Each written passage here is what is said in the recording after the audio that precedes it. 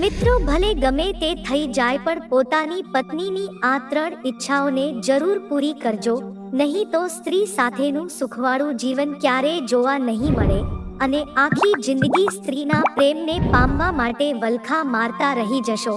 મિત્રો, કહેવાય છે ને કે દુનિયાના દરેક માણસ પોતાની ઈચ્છાઓને લઈને પેદા થાય છે. સ્ત્રી હોય કે પુરુષ, ઈચ્છાઓ બધાની અંદર હોય છે, ભાવનાઓ બધાની અંદર હોય છે. એ અલગ વાત છે કે બધાની ઈચ્છા કદાચ મળતી પણ આવે છે અને જુદી જુદી પણ હોઈ શકે, કંઈક કરવા માટેની અને કંઈક પામવા માટેની. કોઈ વ્યક્તિની ઈચ્છાઓ જો નીતિ મુજબની હોય તો આપણે જરૂર તેનો સાથ આપવો જોઈએ. આજે હું તમને એવી એક વાર્તા સંભળાવીશ જે તમને જીવનના સાચા મૂલ્યોની સમજ આપશે, જેનાથી તમને ખબર પડશે કે આપણા જીવનમાં સંબંધોનું શું મહત્વ હોય છે. સ્ત્રી હોય કે પુરુષ તરીકેની ભાવનાઓની કદર કરવી જોઈએ. મિત્રો, વિડીયોમાં આગળ વધતા પહેલા વિડીયો ગમે તો લાઈક કરી દેજો. એક ગામમાં એક પરિવાર રહેતો હતો. તે પરિવારમાં એક રાજવીર નામનો દીકરો હતો, જે ઘણો ભણેલો હતો અને સમજદાર પણ હતો. રાજવીરના લગ્ન થઈ ગયા હતા. આશ્ચર્યની વાત તો એ હતી કે જે સ્ત્રી સાથે રાજવીરના લગ્ન થયા હતા તે સ્ત્રી ભણવામાં ખૂબ જ હોશિયાર હતી. તેનું નામ સ્મિતા હતું. 12મા ધોરણની પરીક્ષામાં તેણે 95% મેળવ્યા હતા અને આગળ ભણીને તેને કંઈક બનવું હતું. પણ દુર્ભાગ્યવશ તેના ઘરવાળાએ તેના લગ્ન કરાવી દીધા. પણ તેમ છતાં તે પોતાના લક્ષ્ય ઉપર બની રહી. તેની અંદર ભણી ગણીને કંઈક બનવા માટેની ધગશ હતી. એટલા માટે પોતાના લક્ષ્યને ધ્યાનમાં રાખીને આગળ સ્નાતક સુધીનો અભ્યાસ માટે તેણે એક વિદ્યાલયમાં એડમિશન લઈ લીધું. સ્મિતા ખૂબ જ વિવેકી અને સંસ્કારી દીકરી હતી. તે પોતાના પતિને ખૂબ જ પ્રેમ કરતી હતી. રાજવીર પણ તેની પત્નીને ખૂબ જ પ્રેમ કરતો હતો. સ્મિતાનું સપનું હતું કે તે એક કલેક્ટર બને, એટલા માટે તે ખૂબ જ મહેનતથી પોતાનો અભ્યાસ ચાલુ રાખે છે. કહેવાય છે ને કે જ્યાં સુધી તમે કિનારાને છોડીને નહીં જાઓ, ત્યાં સુધી તમે સમુદ્ર અને પાર નહીં કરી શકો. સ્મિતા પોતાના અભ્યાસને તેના સાસરિયામાં જ આગળ વધારે છે. પરંતુ વાત એ હતી કે તેના સાસરિયાના લોકો વધારે ભણેલા ન હતા, એટલા માટે તે સ્મિતાના અભ્યાસના વિરુદ્ધમાં હતા. આડે દિવસ આ વાતને લઈને તે સ્મિતા સાથે ઝઘડો કર્યા કરતા હતા. તેમને પોતાની વહુનું ભણવું સારું નહોતું લાગતું. ઘણીવાર તો તેને એવું લાગતું હતું કે ઘર પરિવારને જવાબદારીઓને લઈને તે પોતાના સપનાને ક્યારે પૂરું નહીં કરી શકે. હવે તેને તેના પતિ પાસે જ આશા હતી કે કોઈ સાથ આપે કે ન આપે, પરંતુ તેનો પતિ તેનો જરૂર સાથ આપશે. પરંતુ પતિ તો બિચારો પરિવાર અને તેના પત્ની વચ્ચેના ઝઘડામાં હતો. સ્મિતાના સાસુ અને સસરા તો જાણે તેના સપનાઓનું ગળું દબાવી દેવા માંગતા હતા. સ્મિતા જ્યારે અભ્યાસ કરતી હતી ત્યારે પરિવારવાળા તેને મહેણા મારતા હતા અને કહેતા, જુઓ, ભણી ગણીને કલેક્ટર બનશે, તેની બુદ્ધિ બેન મારી ગઈ છે. સ્ત્રી ભલે ગમે તેટલું ભણી લે, આખરે તેને ચૂલો જ સળગાવવાનો હોય છે. તેથી ભણવામાં ખોટો સમય બરબાદ શું કામ કરવો? ઘરવાળા કહેતા હતા કે સ્મિતા, હવે તું કોઈ બાળક નથી. ભણવા ગણવાની અને ખેલકૂદ કરવાની હવે તારી ઉંમર નથી રહી. હવે તારે ઘરનું કામકાજ સંભાળવું જોઈએ. ઘણો અભ્યાસ કરી લીધો તે. હવે આગળ અભ્યાસની મંજૂરી અમે નહીં આપી શકીએ. પણ સ્મિતા પોતાના લક્ષ્ય ઉપર ધ્યાન કેન્દ્રિત કરી રાખ્યું હતું અને તે હંમેશા ઘરવાળાની વાતોને નજરઅંદાજ કરીને પોતાનો અભ્યાસ કર્યા કરતી હતી. તેને વિશ્વાસ હતો કે તે એક દિવસ જરૂર પોતાના સપનાને પૂરું કરશે. દુનિયાની કોઈ પણ તાકાત તેના સપનાને આડે નહીં આવે. સ્મિતાએ નક્કી કરી લીધું હતું કે તે હવે તેના લક્ષ્યને ધ્યાનમાં રાખશે.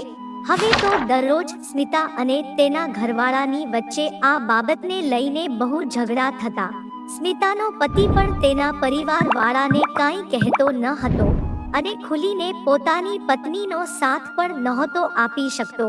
2-3 વખત જ્યારે ખૂબ જ વાત વધી ગઈ ત્યારે તેને તેની પત્નીને પણ ખૂબ જ ધમકાવી. સ્મિતા દરરોજ કલેશથી કંટાળી ગઈ હતી. તેનો પતિ પણ આ વાતથી ખૂબ જ હેરાન હતો. ઘરના સભ્યોનો આવો વ્યવહાર જોઈને તે હંમેશા ઉદાસ અને નિરાશ થઈ જતી હતી.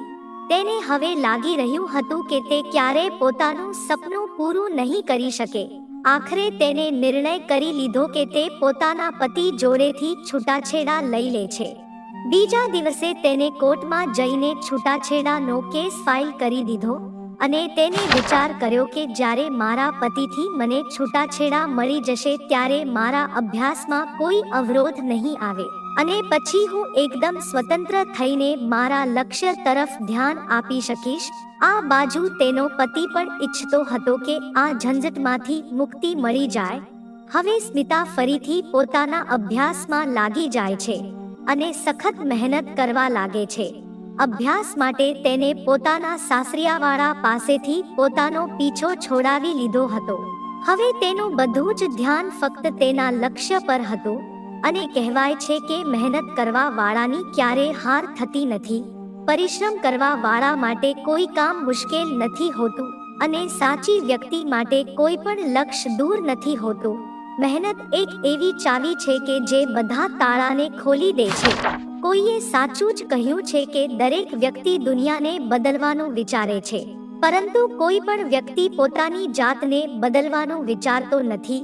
પોતાના પતિથી અલગ થયા બાદ સ્મિતા પોતાના લક્ષ્યને પામવા માટે કોઈ કસર છોડતી નથી. પોતાના સપનાને પૂરા કરવા માટે સ્મિતાના 3-4 વર્ષ પસાર થઈ જાય છે. તેના પતિ અને સાસરિયાવાળા સાથે તેને સંબંધ તોડી નાખ્યા હતા. એક દિવસ એવો પણ આવે છે જ્યારે સ્મિતા પોતાના સપનાને સાકાર કરી લે છે. ઘણા બધા સંઘર્ષ કર્યા બાદ તે પોતાના લક્ષ્યને પામી લે છે. સામાજિક સંબંધમાંથી બહાર આવીને તે સફળતાના શિખરને સર કરી લે છે અને ત્યાંથી એક નવો અધ્યાય શરૂ કરે છે. સ્મિતાની મહેનત રંગ લાવે છે. યુપીએસસીની પરીક્ષા પાસ કર્યા બાદ તે કલેક્ટર બની જાય છે. આજે તેના જોઈનિંગનો પહેલો દિવસ હતો. સવારનો સમય હતો. કલેક્ટર ઓફિસમાંથી પહેલ હતી. આથી ત્યાંના અધિકારી અને કર્મચારીઓનો નવા કલેક્ટર સાથે સામનો થવાનો હતો. બધા જ કર્મચારી તેના સ્વાગતમાં જોડાયેલા હતા. ધીરે ધીરે જ્યારે 10 વાગ્યાનો સમય થાય છે ત્યાં એક સફેદ કલરની ગાડી આવીને ઊભી રહે છે. કદાચ તે નવા કલેક્ટર મેડમની ગાડી હતી. ગાડીને જોઈને બધા કર્મચારી દોડીને ગાડી પાસે આવી જાય છે. કલેક્ટર સ્મિતા મેડમ ગાડીમાંથી બહાર નીકળે છે. બધા કર્મચારી એના સ્વાગતમાં ફૂલ ઉડાડે છે. કલેક્ટર સ્મિતા મેડમનું આજે અલગ જ રૂપ હતું. ભૂરા કલરની સાડી પહેરી હતી અને આંખો પર કાળા ચશ્મા પહેરેલા હતા. એક હાથમાં ઘડિયાળ અને મોબાઈલ હતો અને બીજા હાથમાં ડાયરી પકડેલી હતી. બધા કર્મચારીઓની લાઈનમાં ત્યાંના ક્લાર્ક રાજવીર સિંહ પણ ઊભા હતા. કલેક્ટર મેડમ તેમની પાસેથી પણ કલગી સ્વીકારે છે, પરંતુ તે સમયે રાજવીર સિંહ પોતાનું માથું નીચે ઝુકાવીને ઊભા હોય છે. કલેક્ટર સ્મિતા મેડમે રાજવીર સિંહને ખૂબ જ ધ્યાનથી જોયા અને તેમની પાસેથી કલગી લઈને તે પોતાની ઓફિસમાં ચાલ્યા ગયા. કલેક્ટર સ્મિતા મેડમ જ્યારે પોતાની ખુરશીમાં બેસે છે ત્યારે કલેક્ટર ઓફિસમાં જેટલા પણ કર્મચારી હતા તેમને કલેક્ટર મેડમ તેમનો પરિચય જાણવા માટે ઓફિસમાં બોલાવે છે. આજે કલેક્ટર મેડમનો પહેલો દિવસ હતો, એટલા માટે બધા કર્મચારીઓનો પરિચય મેળવવો જરૂરી હતો. ઓફિસના બધા કર્મચારીઓ લાઈનમાં ઊભા રહી જાય છે. કલેક્ટર મેડમ એ મોટા અધિકારીને કહ્યું, તમે અહીંયા બધા કર્મચારીઓનો પરિચય આપો. એટલા માટે મોટા અધિકારીઓ દરેક કર્મચારીઓનો પદ અને નામથી પરિચિત કરાવે છે. તે કર્મચારીઓની લાઈનમાં રાજવીર સિંહ પણ ઊભા હતા. મિત્રો, તમને જાણીને નવાઈ થશે કે રાજવીર સિંહ કલેક્ટર સ્મિતા મેડમના એ જ છૂટાછેડા મેળવેલા પતિ હતા કે જેમણે થોડા વર્ષો પહેલા તેમની પત્ની સ્મિતાને છૂટાછેડા આપી દીધા હતા અને ત્યારબાદ રાજવીર સિંહને કલેક્ટર ઓફિસમાં ક્લાર્કની નોકરી મળી હતી. મોટા અધિકારી જ્યારે કર્મચારીઓનો પરિચય આપે છે અને જ્યારે તે રાજવીર સિંહનો પરિચય આપવા માટે જાય છે ત્યારે કલેક્ટર મેડમ તેમને રોકે છે અને કહે છે કે તેમનો પરિચય તમે ના આપશો, તે તેમનો પરિચય જાતે જ આપશે. ત્યારબાદ રાજવીર સિંહ ઓફિસમાંથી બહાર જતા રહે છે. રાજવીર સિંહનો વ્યવહાર જોઈને મોટા અધિકારી વિચારવા લાગ્યા કે આ કેવી વાત કહેવાય. લાગે છે કે રાજવીર સિંહ કોઈ વાતથી નારાજ છે. આ રીતે તેમનું જવું યોગ્ય ન હતું. ભલે કંઈ વાંધો નહીં. બાકીના બધા કર્મચારીઓ કલેક્ટર મેડમના સ્વાગતમાં લાગેલા હતા. કોઈ તેમની સભ્યતાની ચર્ચા કરી રહ્યું હતું. કેટલાક લોકો ઓફિસના કામની ચર્ચા કરતા હતા. પરંતુ રાજવીર સિંહ એક ટેબલ પર ઉદાસ થઈને બેઠા હતા. એવું લાગી રહ્યું હતું કે જાણે તે કોઈ મોટી મુશ્કેલીમાં હોય. મોટા અધિકારીને તેમનો આ વ્યવહાર સહેજ પણ ગમ્યો નહીં. એટલા માટે મોટા અધિકારી તેમની પાસે જઈને રાજવીર સિંહ ઉપર ગુસ્સે થાય છે અને કહે છે કે તમારે કલેક્ટર સ્મિતા મેડમ સાથે આવો વ્યવહાર નહોતો કરવો. તેમણે ફક્ત પરિચય માટે તો પૂછ્યું હતું અને એમ પણ તે એક મોટા અધિકારી છે. આપણે થોડું તો તેમની સામે વિનયપૂર્વક વર્તવું જોઈએ ને. તમને ખબર છે કે તમારા વ્યવહારથી મેડમને કેટલું ખોટું લાગ્યું હશે. મોટા અધિકારીના આટલું કહેવા છતાં પણ રાજવીર સિંહ કોઈ પણ જવાબ આપતા નથી અને પોતાનું માથું નીચું રાખીને પોતાનું જ કામ કરતા રહે છે. આ પ્રકારે તે દિવસ પસાર થઈ જાય છે. જ્યારે બીજો દિવસ આવે છે ત્યારે ખબર પડે છે કે આજે તો રાજવીર સિંહ નોકરી પર જ નથી આવ્યા. મોટા અધિકારીને જણાવ્યું હતું કે આજે તેની તબિયત ઠીક નથી. મોટા અધિકારી નહોતા જાણતા કે રાજવીર સિંહ કલેક્ટર મેડમના છૂટાછેડા લીધેલા પતિ હતા. હવે તો રાજવીર સિંહ મહિનામાં 4-5 દિવસમાં એકવાર રજા લઈ લેતા હતા. આમ ધીરે ધીરે કલેક્ટર મેડમને તે ઓફિસમાં 1 મહિનો પસાર થઈ જાય છે. પણ હવે રાજવીર સિંહ જ એક એવા વ્યક્તિ હતા કે જે મેડમની સામે નહોતા આવતા. ક્યારેક કલેક્ટર મેડમને રાજવીર સિંહનું કોઈ કામ પડતું ત્યારે તે બીજા કર્મચારીને મોકલીને કામ કરાવી લેતા હતા. આમ ધીરે ધીરે સમય પસાર થતો ગયો. કલેક્ટર મેડમ જ્યારે પોતાની ઓફિસમાં આવતા હતા ત્યારે તેમના દરેક કર્મચારીને ગુડ મોર્નિંગ કહેતા. આથી બધા લોકો એનાથી ખુશ હતા. કોઈ પણ કર્મચારીને કલેક્ટર મેડમની સામે જતા સહેજ પણ ડર નહોતો લાગતો.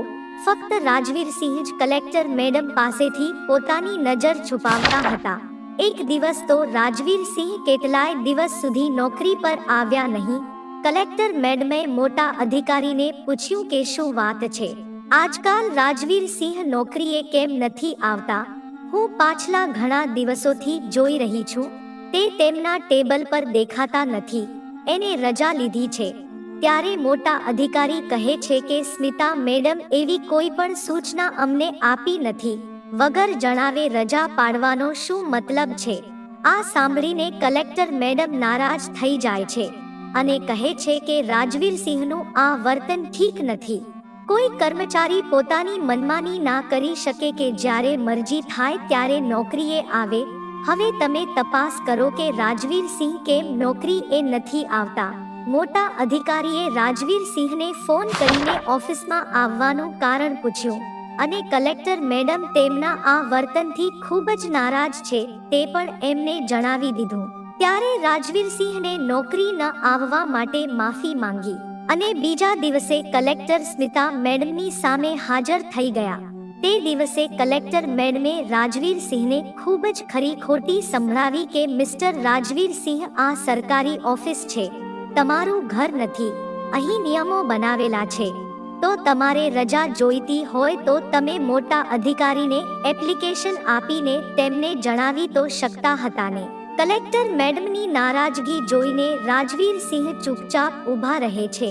કલેક્ટર મેડમ તેમને ચેતવણી આપીને છોડી દીધા અને ફરીથી આવી ભૂલ કરી તો તમારી વિરુદ્ધ કાર્યવાહી કરવામાં આવશે તેવું સ્પષ્ટ જણાવી દીધું. કલેક્ટર મેડમની આ વાતો રાજવીર સિંહને ખૂબ જ ખરાબ લાગી રહી હતી. રાજવીર સિંહે જવાબ આપ્યો કે મેડમ, અમે સરકારના નોકર છીએ, કોઈ અધિકારીના વ્યક્તિગત ગુલામ નથી. મારી રજાઓ બાકી હતી એટલે મેં રજાઓ લઈ લીધી. આટલું કહીને રાજવીર ઓફિસમાંથી બહાર નીકળી જાય છે. તે સમયે તે ખૂબ જ ગુસ્સામાં હતા.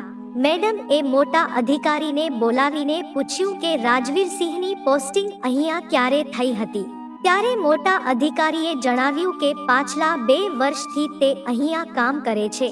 એમ તો તે ખૂબ જ સારા સ્વભાવનો માણસ છે, પરંતુ જ્યારથી તેમની અહીંયા પોસ્ટિંગ થઈ છે ત્યારથી મેં હંમેશા તેને ઉદાસ અને ખામોશ જ જોયા છે. ખબર નહીં તે કઈ ચિંતામાં ખોવાયેલા રહે છે. રાજવીર સિંહ ખૂબ જ સાધારણ માણસ છે.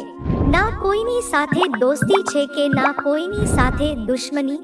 મોટા ભાગના સમયે તે ચિંતામાં રહે છે. બની શકે કે તેમના ઘરનો કોઈ પ્રોબ્લેમ હોય, પરંતુ તે પોતાના કામને ખૂબ જ જવાબદારી અને ઈમાનદારીથી કરે છે. મેડમ પણ રાજવીર સિંહ વિશે સાંભળીને વિચારમાં પડી જાય છે. મેડમ પણ પોતાના કામથી ખૂબ જ ઈમાનદાર હતા. થોડા સમયમાં જ તે ચારે બાજુ પ્રસિદ્ધ થઈ જાય છે. મોટામાં મોટા અને નાનામાં નાના વ્યક્તિના પ્રત્યે તેમની લાગણીશીલતા એક સરખી હતી. થોડા સમય માટે પોતાના કાર્યાલયથી લઈને સામાન્ય માણસોની વચ્ચે ખૂબ જ પ્રસિદ્ધ થઈ જાય છે. કલેક્ટર ઓફિસમાં એક શુક્લાજી હતા, જે સિનિયર ઓફિસર હતા. તેમનું કામ વિકાસ કાર્યની કોઈ પણ ફાઇલ જ્યારે પાસ થતી હતી ત્યારે તેમની પાસે થઈને જ આગળ જતી હતી. દરેક ફાઇલમાં એક ખૂબ જ મોટું કમિશન રહેતું હતું. અત્યારથી પહેલા જેટલા પણ કલેક્ટર સાહેબ આવ્યા હતા તે બધાની તે ઉપરની કમાણીમાં ભાગ રહેતો હતો. કલેક્ટર મેડમને જ્યારે આ વાતની શંકા જાય છે ત્યારે કલેક્ટર મેડમે શુક્લાજી પર ધ્યાન રાખવાનું શરૂ કરી દીધું. ચર્ચા ત્યાં સુધી હતી કે આના પહેલા જેટલા પણ કલેક્ટર સાહેબ આવ્યા હતા તેમનો પણ ઉપરની કમાણીમાં ભાગ નક્કી કરેલો રહેતો હતો. હવે કલેક્ટર મેડમને આ બધી જાણકારી ઓફિસમાં મળી રહી હતી. આ વાતને લઈને શુક્લાજી કલેક્ટર મેડમના વિરોધમાં રહેતા.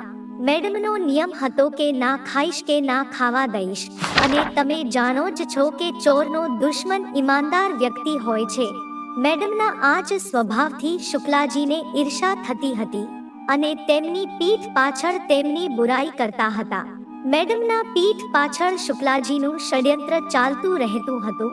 એક દિવસે મેડમની પાસે એક ટેન્ડર પાસ થવા માટે આવ્યું. કલેક્ટર મેડમને ખબર પડી ગઈ હતી કે શુક્લાજીએ આ ટેન્ડર પાસ કરાવવામાં મોટી લાંચ લીધી છે, ત્યારે મેડમે ટેન્ડર પાસ કર્યું ન હતું. આ વાતને લઈને શુક્લાજી ખૂબ જ ગુસ્સામાં આવી ગયા હતા અને તેઓ ઓફિસમાં જ કલેક્ટર મેડમના વિરોધમાં જેમ તેમાં બોલવા લાગ્યા. શુક્લાજીની આ વાતો ક્લાર્ક રાજવીરસિંહ સાંભળી રહ્યા હતા. શુક્લાજી કલેક્ટર મેડમની ઉપર ખરાબ ટિપ્પણી કરી રહ્યા હતા. રાજવીરસિંહથી આ સહન ન થયું અને તે ઓફિસમાં જ શુક્લાજી સાથે લડાઈ કરવા લાગ્યા. આખી ઓફિસમાં હોબાળો મચી ગયો. બધા કર્મચારીઓ આ ઝઘડો શાંત કરવામાં લાગી પડ્યા. ઓફિસની બહાર અવાજ સાંભળીને કલેક્ટર મેડમ પોતાના ઓફિસમાંથી બહાર આવી ગયા હતા અને તેમણે જેમ તેમ કરીને આ ઝઘડાનો શાંત કરાવ્યો. કલેક્ટર સ્મિતા મેડમે આ જાણકારી મેળવી કે કઈ વાતને લઈને આ ઝઘડો થયો હતો, ત્યારે જેટલા કર્મચારીએ જણાવ્યું કે શુક્લાજી ટેન્ડર પાસ ન થવાના કારણે ગુસ્સે થઈ ગયા હતા અને તે તમારી બુરાઈ કરી રહ્યા હતા. રાજવીરસિંહને શુક્લાજીની આ વાત સાંભળી લીધી તો રાજવીરસિંહથી આ સહન ન થયું અને તે શુક્લાજી સાથે લડાઈ કરવા લાગ્યા. આ ઘટનાને સમજ્યા બાદ કલેક્ટર મેડમે રાજવીરસિંહને પોતાની ઓફિસમાં બોલાવ્યા અને તેમને પૂછ્યું કે આ બધું શું થઈ રહ્યું છે. મેડમ સમજાવી રહ્યા હતા અને રાજવીરસિંહ ચૂપચાપ પોતાનું મોઢું નીચું રાખીને સાંભળી રહ્યા હતા. રાજવીરસિંહને કહ્યું કે મેડમ, શુક્લાજી તમારા વિશે બહુ ખરાબ ટિપ્પણી કરી રહ્યો હતો. આ મારાથી સહન ના થયું એટલે મેં તેને 2-4 લગાવી દીધી. કલેક્ટર મેડમે કહ્યું, મિસ્ટર રાજવીરસિંહ, શુક્લાજી મારી બુરાઈ કરી રહ્યા હતા ના કે તમારી? તો પછી તમારે ઝઘડો કરવાની શું જરૂર હતી? જે કાયદેસરની કાર્યવાહી કરવાની રહેતી તો હું કરી લેત. તમારે મારા માટે ઝઘડવાની શું જરૂર હતી? કલેક્ટર મેડમ બોલી રહ્યા હતા અને રાજવીરસિંહ ચૂપચાપ સાંભળી રહ્યા હતા.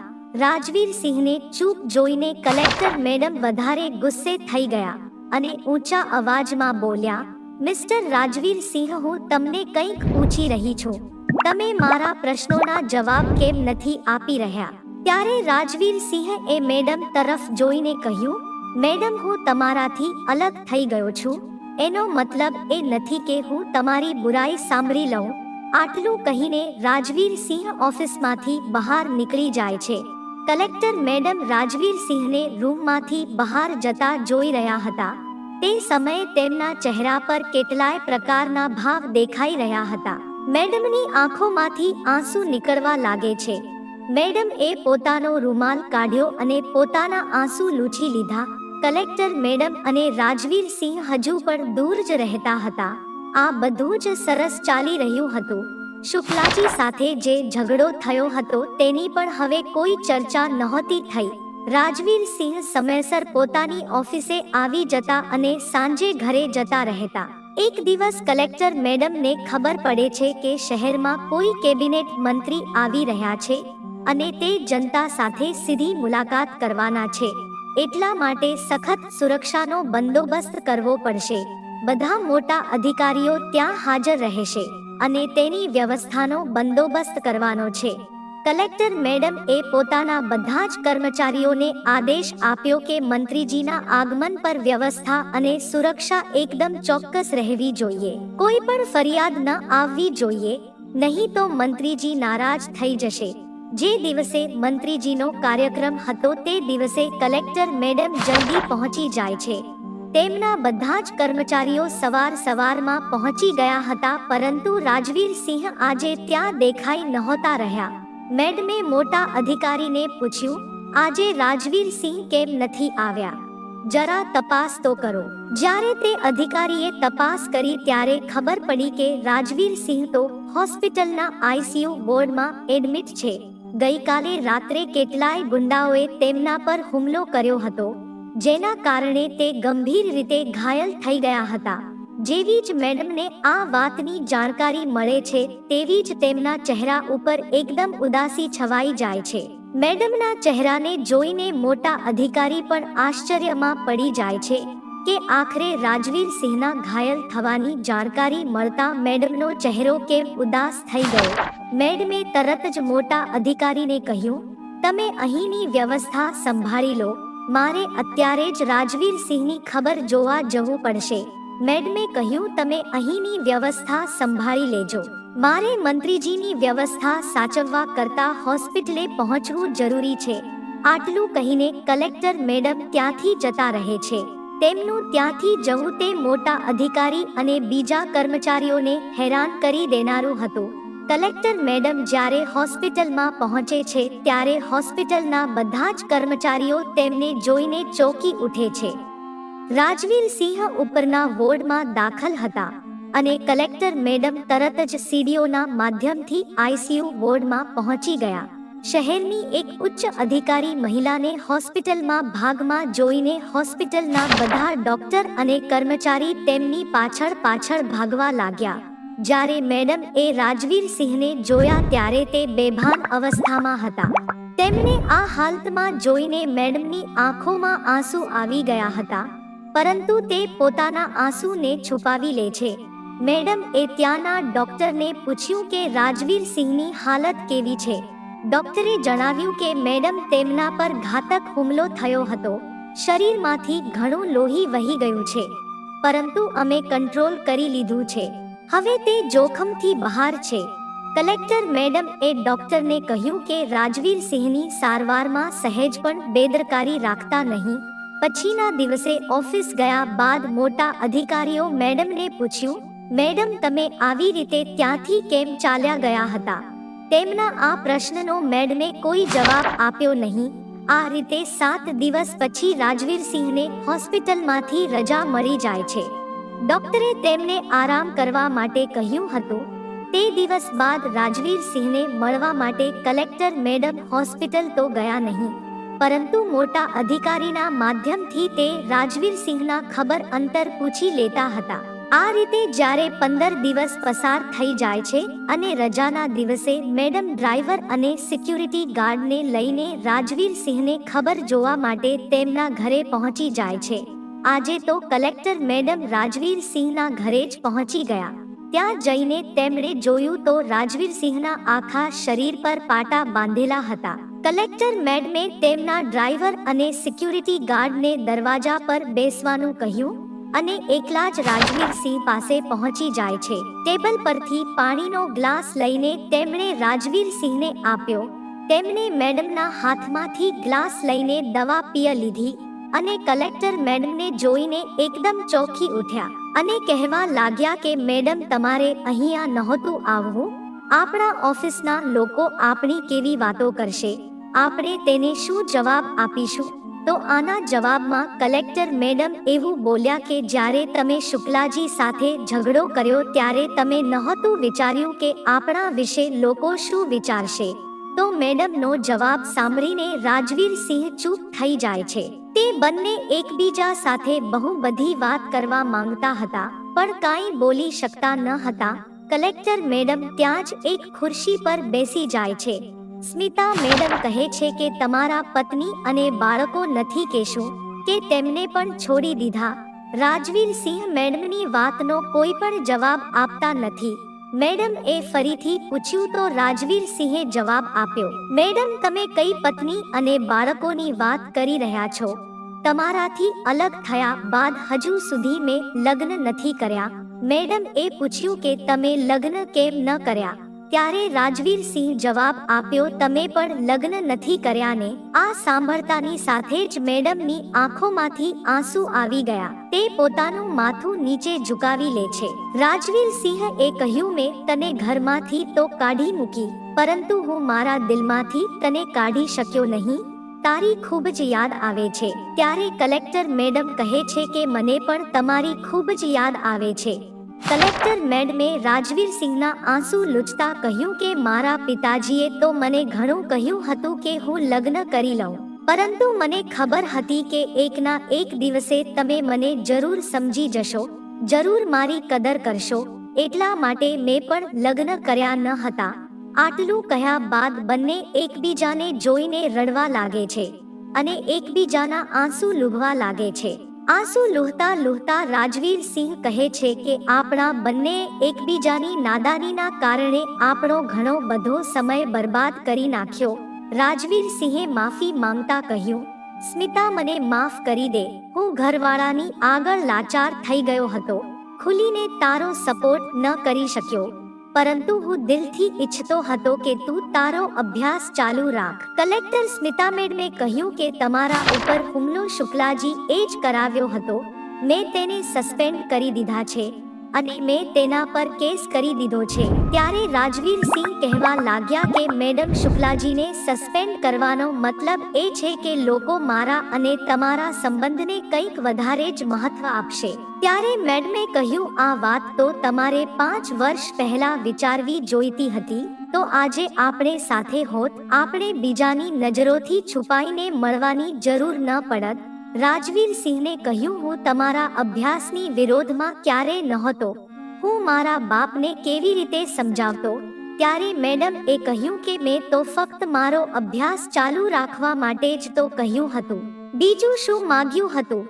હું ભણવા માંગતી હતી, પરંતુ તમારા ઘરવાળા ઈચ્છતા હતા કે હું ભણવાનું છોડીને ફક્ત ઘરના કામકાજ જ કરું.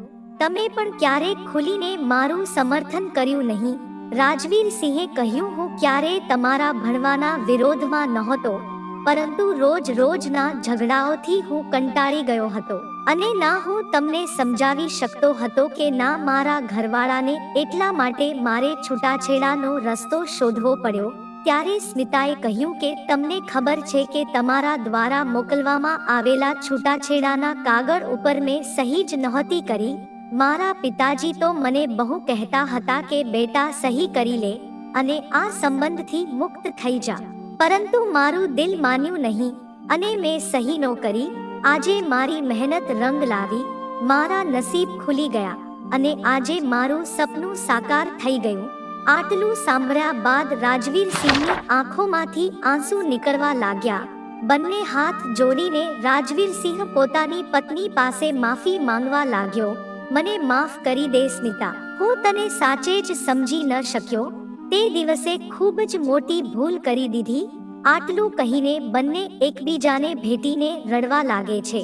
થોડીવાર પછી કલેક્ટર મેડમ તે રૂમમાંથી બહાર આવે છે. અને પોતાના ડ્રાઈવર અને સિક્યુરિટી ગાર્ડને કહે છે કે તમે બંને આજે ઘરે જતા રહો. કાલે સવારે હું તમને ઓફિસમાં મળીશ. આજે મારે અહીંયા જ રોકાવાનું છે. કલેક્ટર મેડમની આ વાત સાંભળીને તે અધિકારી સિક્યુરિટી ગાર્ડ પણ ચોંકી ઉઠે છે. મેડમે કહ્યું કે હેરાન થવાની કોઈ વાત નથી. રાજવીર સિંહ મારા પતિ છે. પારિવારિક ઝઘડાના કારણે 5 વર્ષ પહેલા હું તેમનાથી અલગ થઈ ગઈ હતી. આજે ભગવાને અમને ફરી ભેગા કરી દીધા. અને આ રીતે કલેક્ટર મેડમ રાજવીર સિંહ પાસે રોકાઈ જાય છે. બંને પતિ પત્ની પોતાના જૂના મતભેદોને ભૂલીને ફરીથી એક થઈ જાય છે. સ્મિતાએ જણાવી દીધું કે લક્ષ્ય કેવી રીતે મેળવી શકાય અને સંબંધોની કેવી રીતે સાચવી શકાય. પણ જો કોઈ બીજી સ્ત્રી હોત તો કલેક્ટર બન્યા બાદ કોઈ મોટા અધિકારી સાથે ફરીથી લગ્ન કરી લીધા હોત. પરંતુ સ્મિતાએ આવું ન કર્યું. તેણે પોતાનું સપનું પણ સાકાર કર્યું અને પોતાના પતિને પણ છોડ્યો નહીં. આવી સ્ત્રીઓ જ દેશનું ગૌરવ બને છે. દરેક પુરુષોને વિનંતી છે કે ક્યારેય પણ તે પોતાની પત્નીની આ 3 ઈચ્છાઓને નજરઅંદાજ ન કરે. નંબર 1, જો સ્ત્રી ભણવા માંગે તો તેને ભણવા દેવી જોઈએ. નંબર 2, જો તે કોઈ સારું કામ કરીને જીવનમાં આગળ વધવા માંગતી હોય તો તેનું સમર્થન કરવું જોઈએ. નંબર 3, મારી પાસે જે કંઈ પણ છે તેમાં તેનો સરખો અધિકાર છે તેમ માનીને તેને અધિકારથી વંચિત કરવી જોઈએ નહીં. તો મિત્રો, આ વાર્તા તમને કેવી લાગી? તમે તમારો અભિપ્રાય કોમેન્ટમાં જરૂરથી જણાવજો. અને જો આ વિડિયો પસંદ આવ્યો હોય તો વિડિયોને લાઈક કરી અને આ અમારી વાર્તા જંકશન ચેનલને પણ સબસ્ક્રાઇબ કરી દેજો. ધન્યવાદ મિત્રો.